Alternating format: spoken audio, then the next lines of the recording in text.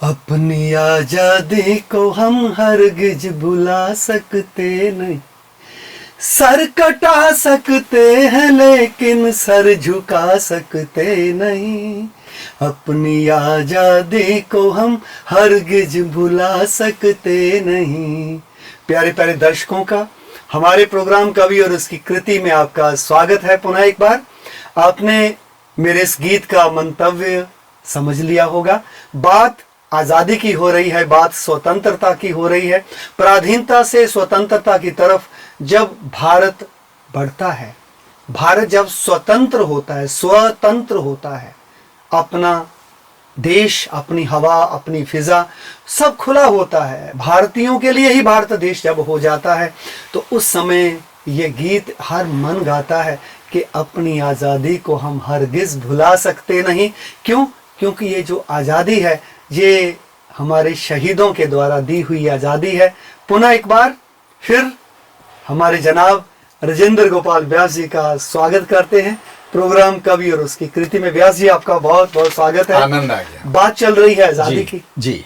तो एक आपकी तीसरी कविता मेरे हाथ लगी है। वाह। और वो जो कविता है 15 अगस्त। अच्छा, 15 अगस्त पे। 15 अगस्त बहुत अच्छा। क्योंकि वो एक भारत के इतिहास में मील पत्थर था कि जब शहीदों की कुर्बानियों का, जब शहीदों के खून का जोश, उनका जोश रंग लाया, तो यूं कहें कि वो आज़ादी उसके फल स्वरूप हमें मिली, जिसको हम स्वतंत्रता दिवस 15 अगस्त 1947 से लेकर हर समय और आज तक आप देखते हैं कि भारत के प्राचीर लाल किला से वो झंडा हमारे परम आदरणीय प्रधानमंत्री जी फहराते हैं। वो इस बात को दर्शाता है कि 3 रंग से बना तिरंगा, 3 रंग है उसकी शान, यही तो भारत की पहचान। क्या बात है, क्या बात। तो ऐसा भारत, जो भारत जिसका तिरंगा आन बान और शान हो, हमारे खिलाड़ी बाहर जाते हैं तो जब वो जीत जाते हैं किसी भी प्रतिस्पर्धा में, तो जब वो तिरंगा फहराते हैं, तिरंगा अपने कंधों पे लेके भागते हैं, तो मैंने कईयों को, आपकी तरह कईयों को भावनात्मक रूप से इमोशनल होते देखा। जैसे पूर्व कविताओं में, 1-2 कविताओं में भी आपकी अश्रुधारा निकल आई। उसका मैं समझता हूँ कारण यही था, क्योंकि जो बात दिल को छू जाती है वो आंसुओं के द्वारा दर्शकों तक पहुंचती है।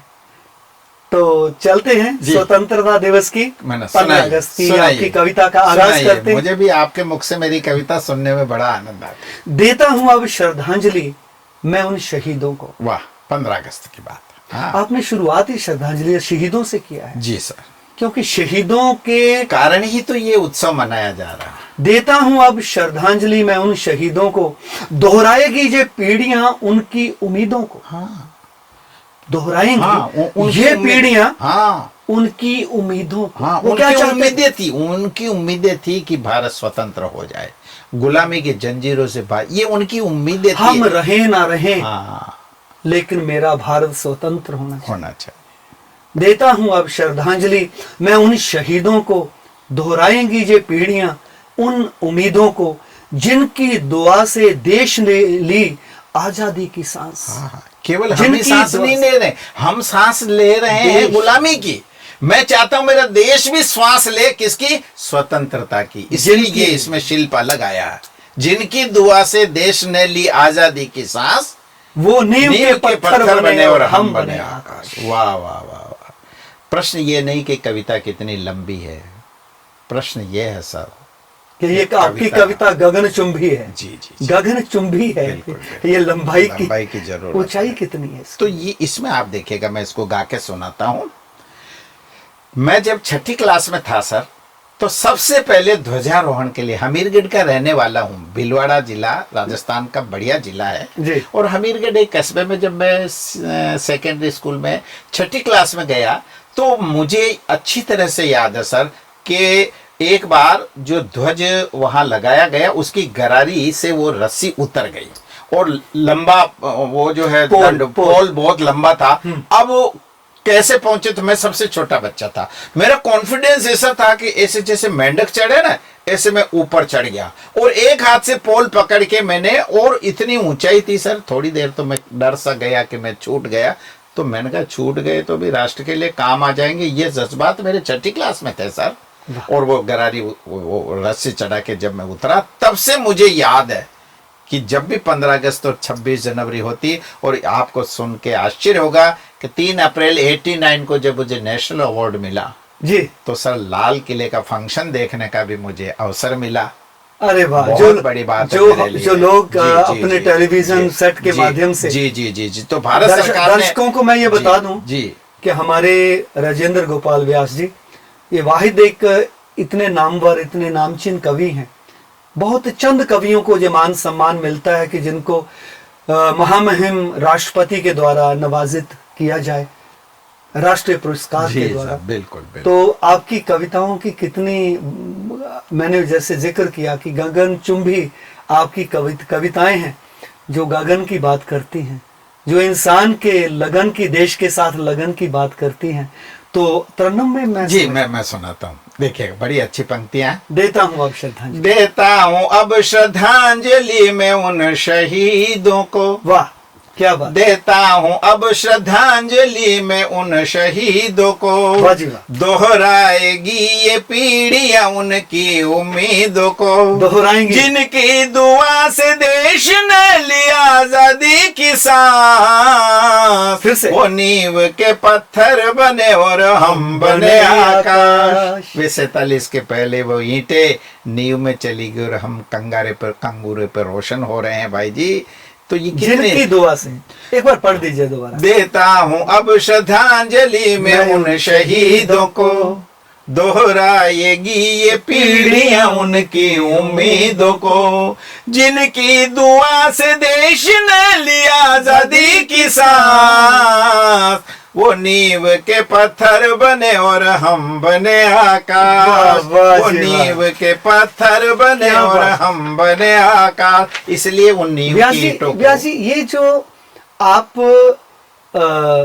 देश कहिए या समाज की बेहतरी के लिए ये शब्दों का जो एक पर्यायवाचीकरण होता है, ये कैसे करते हैं आप?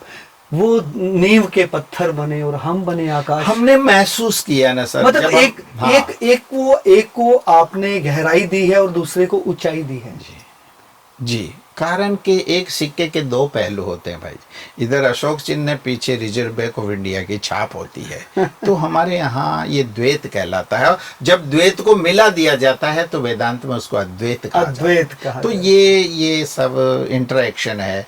राष्ट्र किसी एक से नहीं बनता है, पर ज्यादा तो शहीदों से ही राष्ट्र, शहीदों से स्वतंत्रता भी उन्होंने दिलाई, रक्षा भी वो कर रहे हैं, और भरोसा हमें कि हम राष्ट्र के लिए कुछ करें। वतन पे जो फिदा होगा अमर वो नौजवान, रहेगी जब तलक दुनिया। देखो देश के लिए इन लोगों ने, जैसे वो शहीद भगत सिंह हुए हैं, मेरा रंग दे बसंती चोला, मेरा रंग दे बसंती चोला। कैसे थे वो लोग जिनके जहन में प्रतिपल यही रहता था, मेरा देश मेरा देश। ना घर बार की चिंता, ना खान पान की चिंता, ना अपने सगे संबंधियों की चिंता, यहाँ तक कि अपने आप की भी चिंता को भुलाए हुए वो लोग कैसे देश के ऊपर आशिक थे वो लोग।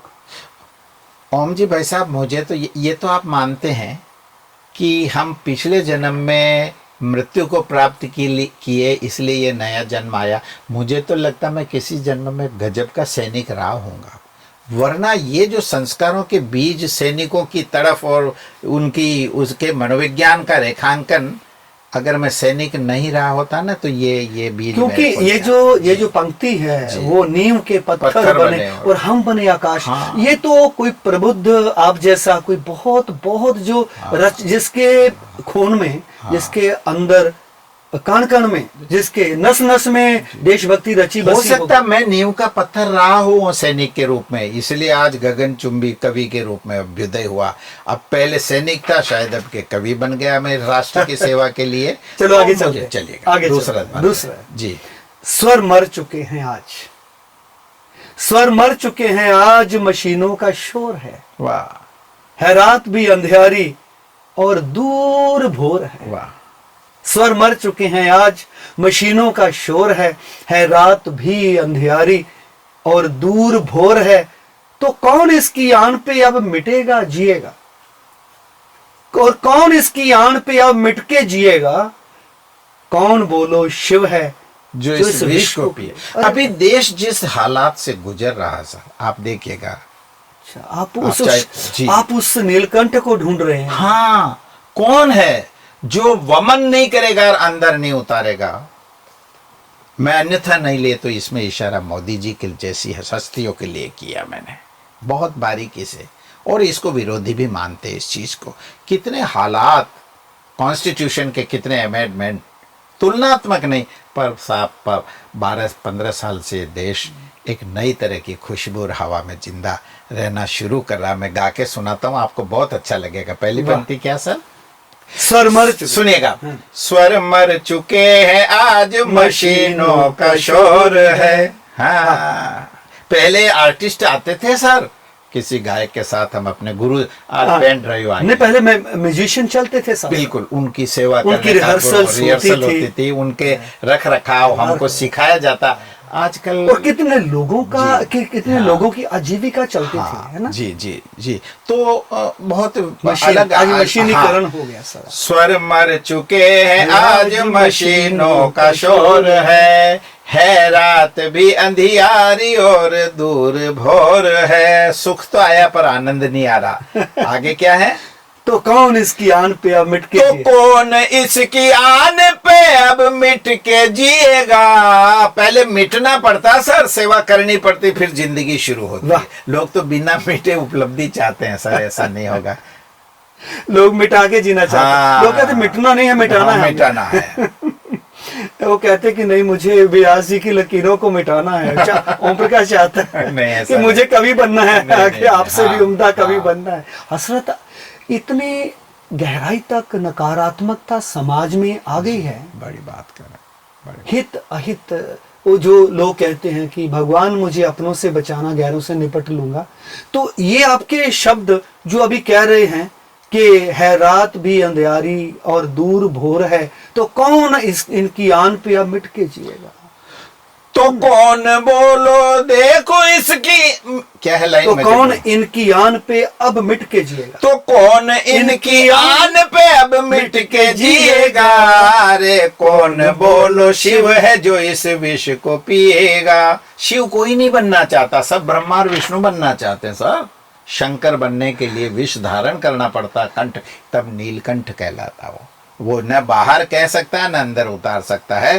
राष्ट्र में से शिव शक्तिमान लोगों की जरूरत है सर, जो इस समाज के निकलने वाले जहर को पिए, परेशानी और विद्रूपताओं को फेस करे, और इस देश के अंधियारे को दूर करके एक जितना पापाचार, दुराचार, अत्याचार जो फैला हुआ है, वही तो विष के समान है। जी सर, ये समुद्र मंथन वही विष के समान है। और जो वो विष इतना बढ़ता जा रहा है कि शायद अभी हर भारतवासी को ऐसे लाइलाज सा नजर आ रहा है। नहीं, पर उम्मीद ये जगी है कि भारत फिर भरपूर बनेगा। हाँ, भारत बहुत प्यारा गीत है, बहुत प्यारा गीत। भारत फिर भरपूर बनेगा, कोई नहीं कमी होगी। हीरो से आकाश भरा, मोती से भरी जमीन। देखो कितने प्यारे गीत लिखे गए।